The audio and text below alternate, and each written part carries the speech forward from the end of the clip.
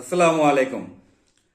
আসিফ নজরুল সাহেব, প্রবাসীরা 3 মাস থাকলে মোবাইলগুলো রেজিস্ট্রেশন করতে হবে।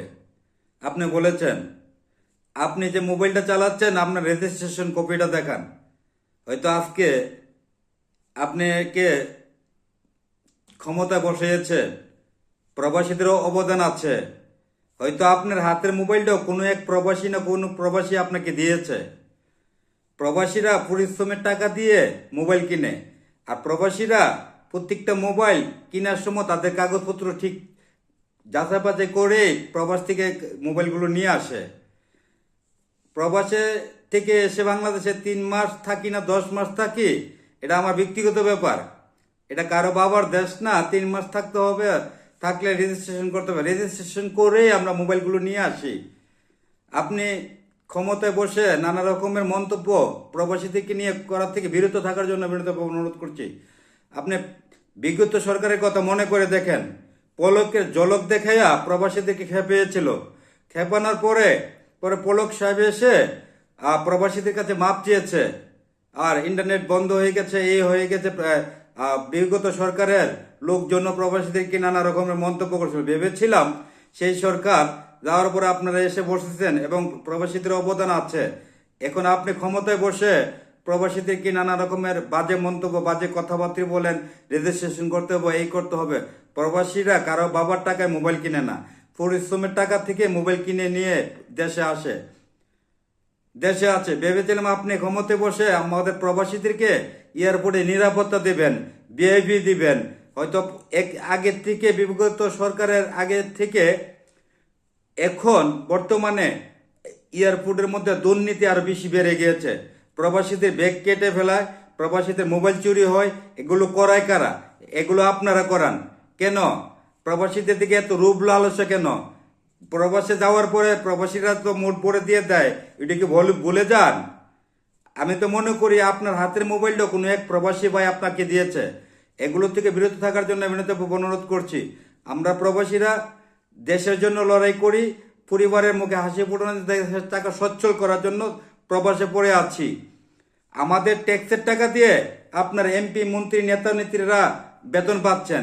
কৃষক ভাইদের, গার্মেন্টস সেক্টরের ভাইদেরকে টাকা দিয়ে আপনারা দেশ চালাচ্ছেন। আপনি পরিশ্রম করে টাকা ইনকাম করেন না, আমাদের ট্যাক্সের টাকা দিয়ে আপনাদের মতন নেতারা বেতন পাচ্ছেন। আশা করি আমাদের প্রবাসীদেরকে নিয়ে বাজে মন্তব্য করার আগে 2-4 বার ভেবে নেবেন। যদি প্রবাসীদেরকে নিয়ে একবার খেপান তাহলে কিন্তু প্রবাসীরা এই শাটডাউন দেওয়ার কারণে কিন্তু বিগত সরকার বাধ্য হয়েছে সিট ছেড়ে দেওয়ার জন্য। হয়তো আজকে আপনি যে সিটটা বসে আছেন আমাদেরও অবদান আছে, এই অবদানের কথা ভুলে যেন না। হয়তো আজকে আপনার সিটটা আছে, কালকে নাও থাকতে পারে। তখন প্রত্যেকটা আপনার এই ধরনের মন্তব্যের কারণে প্রত্যেকটা প্রবাসী আপনাকে নিয়ে নানা রকমের বিভিন্ন বাজে রং রাজনীতি দিয়ে আপনার ছবির উপরে দিয়ে ফুস করতেছে। আপনি লজ্জা হওয়ার দরকার ছিল। প্রবাসীদেরকে নিয়ে একটি কথা বলার আগে ডক্টর মোহাম্মদ ইউনূস স্যার যেখানে এসে বলেছেন প্রবাসীদেরকে ভিআইপি দিবে, এয়ারপোর্টে নিরাপত্তা দিবে, আর আপনি এসে সিটে বসে বসে নানা রকমের যে মন্তব্যগুলো করেন, আমরা তীব্র নিন্দা এবং প্রতিবাদ জানাচ্ছি। প্রবাসীরা যদি আবার শাটডাউন দেয় তা আপনি আসিফ নজরুল সাহেব এই সিটটা ছেড়ে দিতে হবে।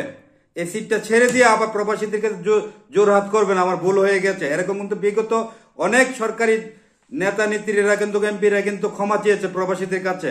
প্রবাসীদেরকে খেপেন না, প্রবাসীরা পরিশ্রম করে, আপনাদের মতন দুর্নীতি করে না সিটে বসে। আপনারা যে আলামত শুরু করে দিয়েছেন, দয়া করে প্রবাসীদেরকে খেপেন না। প্রবাসীদের সাথে সুন্দর আচরণ, ভালো ভদ্র ব্যবহার করুন, তাহলে প্রবাসীদের কাছ থেকে প্রত্যেকটা প্রবাসী রেমিটেন্স পাঠাবে ব্যাংকের মাধ্যমে, দেশ উন্নয়ন হবে, সরকার সচ্ছলভাবে দেশটাকে পরিচালনা করতে পারবে। আর যদি প্রবাসীরা যদি ব্যাংকে না পাঠিয়ে হুন্ডির মাধ্যমে পাঠায়, তাহলে আপনার মতন আসিফ নজরুল সাহেব আবার কান্নাকাটি শুরু করে দেবেন পলক সাহেবের মতন। আশা করি আমাদের প্রবাসীদের জন্য একটু সুদৃষ্টিতে তাকাবেন। কেননা আপনি একজন সম্মানী ব্যক্তি, আপনি সম্মানের জায়গায় থেকে অসম্মানী কথাবার্তা বললেন না। আর অসম্মানী কথার জবাব কিন্তু প্রবাসীরা দিয়ে দেবে সাথে সাথে। প্রত্যেকটা কমেন্ট বক্সে গিয়ে দেখেন, আপনাকে নিয়ে এতগুলো উপদেষ্টা আছে, তাদেরকে নিয়ে তো বাজে মন্তব্য করে না, আপনাকে নিয়ে প্রত্যেকটা প্রবাসী খারাপ খারাপ কমেন্টগুলো করে যাচ্ছে। প্রত্যেকটা আপনি কি নিয়ে যারা পোস্ট করেছে আপনি কমেন্ট বক্সে গিয়ে সেটা চেক করে দেখেন একবার। প্রবাসীদের থেকে ভালোবাসা পেতে হলে ভালোভাবে আচার ব্যবহার করুন, তাহলে প্রবাসীরা মুড ভরে দেশে অর্থনীতি বাড়াবে। একের পর এক প্রত্যেকটা প্রবাসী ডাক দিচ্ছে, আবার রেমিটেন্স শাটডাউন চাই। প্রবাসীদেরকে নানা রকমের হয়রানি করে এয়ারপোর্টে নানা রকমের কথা বলে। মোবাইল নিয়ে আসলে প্রবাসীরা 3 মাস থাকলে তাদেরকে ওই মোবাইলগুলো রেজিস্ট্রেশন করতে হবে।